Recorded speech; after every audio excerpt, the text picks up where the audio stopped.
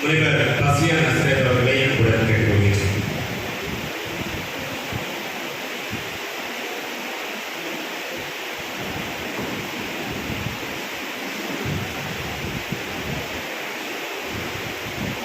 அனைவருக்கும்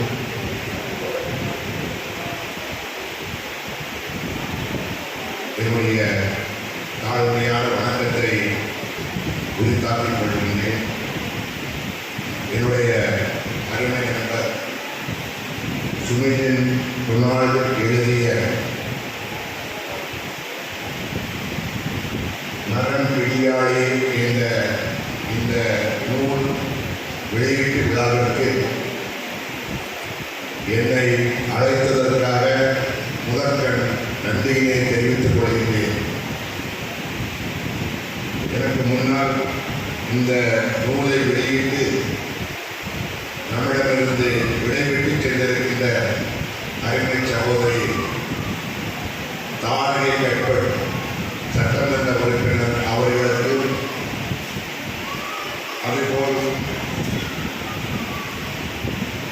இந்த நூலினை குறித்து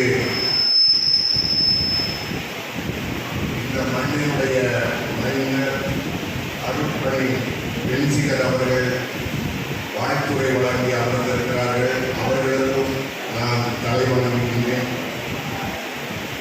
அதை கொண்டு அருள் சகோதரி சித்ரா, அதை கொண்டு இந்த நூலினை ஆய்வு செய்து இங்கே வாய்ப்புரை வழங்கி அமர்ந்திருக்கின்ற என்னுடைய அறிவை சகோதரர் எழுத்தாளர், பல நூல்களை எழுதியவர் குருமனை ஸ்ரீ கர்ணன் அவர்களுக்கும், அதே போன்று இந்த நூலினை குறித்து நிகழ்ச்சி தொகுப்பு வழங்கி அமர்ந்திருக்கின்ற என்னுடைய அருமை நண்பர் இறைவன் சாரர் அவர்களுக்கும் மற்றும் இங்கே வருகை புரிந்திருக்கின்ற உங்கள் அனைவருக்கும் என்னுடைய முதற்கண் வணக்கத்தை தெரிவித்துக் கொள்வதில் நான் மற்றற்ற மகிழ்ச்சி அடைகிறேன். இந்த நூல் வெளியீட்டு விழாவிற்கு மிக சொற்பமான பேர் வந்திருந்தாலும் நீங்கள் ஒவ்வொருவரும் இந்த மண்ணிற்கும் இந்த சமுதாயத்திற்கும் மிகப்பெரிய கடமையை ஆக்கிக் கொண்டிருக்கின்றதில் மற்றற்ற மகிழ்ச்சி அடைகின்றேன். இந்த நூலை நான் இதுவரை படிக்கவில்லை, படிப்பதற்கான வாய்ப்பு எனக்கு கிடைக்கவில்லை. ஆனால் இந்த நூலாசிரியர் என்னுடைய அருமையான நண்பர். நானும் துபாயில் என்னுடைய சொந்த தொழிலை செய்து கொண்டிருக்கின்றேன். அந்த வகையிலே எனக்கு அவர்களை அறிமுகம் கிடைத்தது. மிக சிறப்பான ஒரு பணியை அவர்கள் செய்திருக்கிறார்கள். எனக்கு தெரிய நம்முடைய சமூகத்திலிருந்து, குறிப்பாக மீனவ சமூகத்திலிருந்து பல படைப்பாளிகள் இன்றைக்கு வந்து கொண்டிருக்கிறார்கள். அது எனக்கு மிகவும் மனதிற்கு ஒரு மகிழ்ச்சியான நிகழ்ச்சியாக இருக்கின்றது. ஏனென்றால் எத்திரிக்கன் என்று சொல்லக்கூடிய எனக்கு பிடித்தமான ஒரு எழுத்தாளர் சொல்லியிருக்கிறார், ஒரு மனிதன் இந்த பூமியிலே பிறந்து வளர்ந்தான் என்று அடையாளம் என்பது 3 வகைப்படுத்துகின்றார். ஒன்று, அவர் சொல்லுகின்ற ஒரு கருத்து, திருமணம் செய்து மக்கள் பெயர்களை பெறுவது ஒரு விதமான மகிழ்ச்சியான நிகழ்ச்சி. அதை போன்று ஒருவன் இந்த மண்ணிலே பிறந்து அவன் வாழ்ந்து மறைந்தான் என்று சொல்வதற்கு அவன் ஒரு வீடையாவது கட்டியிருக்க வேண்டும் என்று சொல்கிறார். அந்த வீடை கட்டியிருந்தால் அந்த வீடை பார்ப்பவர்கள் எல்லாம் இன்னார் கட்டிய வீடு என்று சொல்வார்களாம். இறுதியாக சொல்கிறார், ஒருவன் இந்த பூமியிலே பிறந்து வளர்ந்து சென்றான் என்று அடையாளம் இருந்தால் அவன் ஒரு மூளையாவது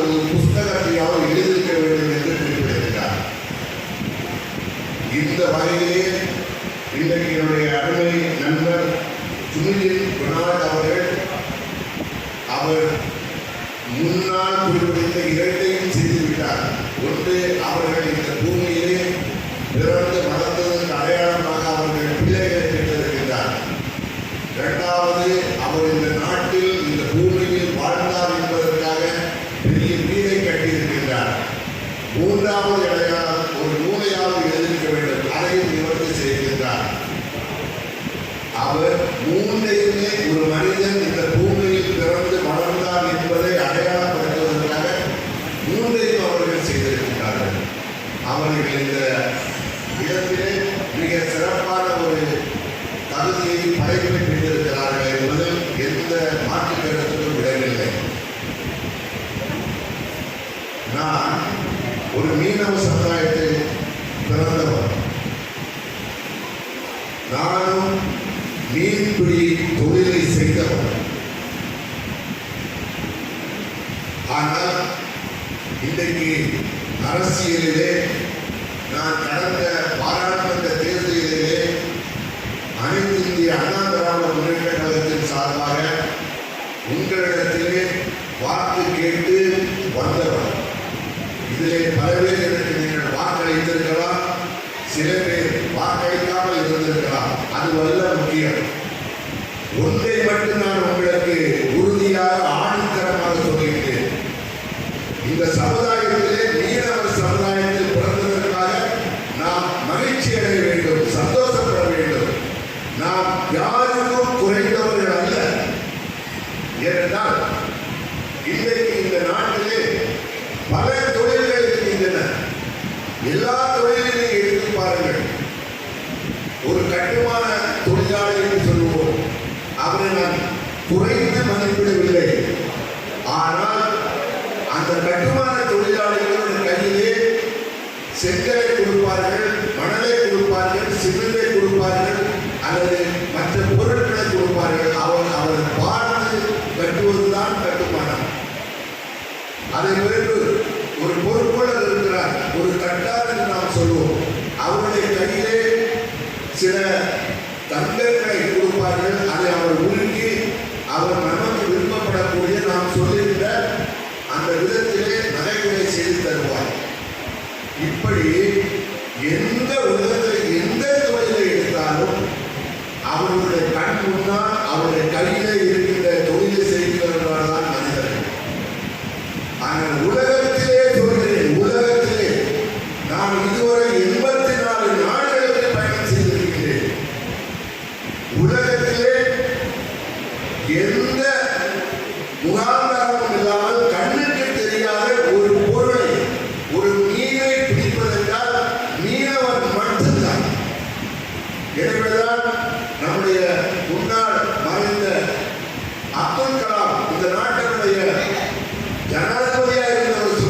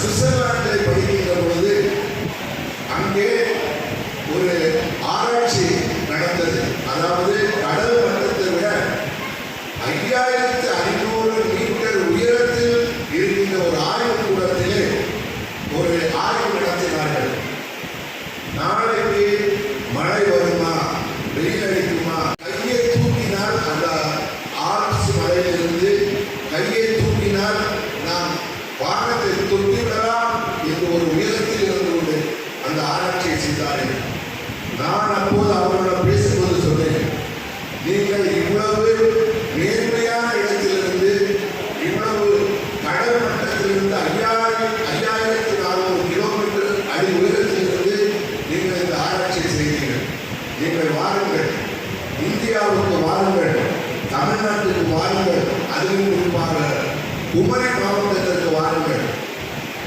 வானத்தில் உதிக்கின்ற நட்சத்திரத்தை வைத்து பணி சொல்லக்கூடியவர்கள் என்னுடைய மீனவர்கள், கடலோடிகள், மீன் பிடிப்பவர்கள்.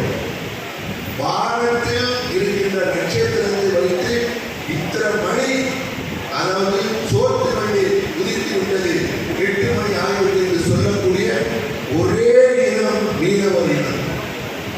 அப்படி அந்த காலகட்டத்தில் எந்த விஞ்ஞானம் இல்லாத காலகட்டத்தில் வெள்ளியை வைத்து, நிலவை வைத்து, சூரியனை வைத்து தொழில் செய்தவர்கள் தான் இந்த மீனவர்கள். எனவேதான் நான் சொல்கிறேன், இந்த உலகத்திலே பிறந்த சமூகத்திலே மிக சிறப்பான பணிகளை செய்கின்ற இடத்தில் நம்முடைய மீனவ சமுதாயம் இருக்கிறது. இன்றைக்கு மருத்துவர்கள் சொல்கிறார்கள், நெத்தலி மீன் சாப்பிடுங்கள், சாலை மீன் சாப்பிடுங்கள். ஏனென்றால் அதில் இருக்கின்ற பலவிதமான புரோட்டீன்கள் எந்த நோயையும் குணப்படுத்தக்கூடிய தன்மையை பெற்றிருக்கிறது என்று சொல்கிறார்கள். இன்றைக்கு உலகத்திலேயே, இந்தியாவிலேயே சொல்ல போனால் அதிகமான அந்நிய சிலவாணியை நீட்டுகின்ற ஒரே தொழில் மீன்பிடி தொழில். நாம் இந்த இந்தியாவிலே யாருக்கும் குறைந்தவர்கள் அல்ல.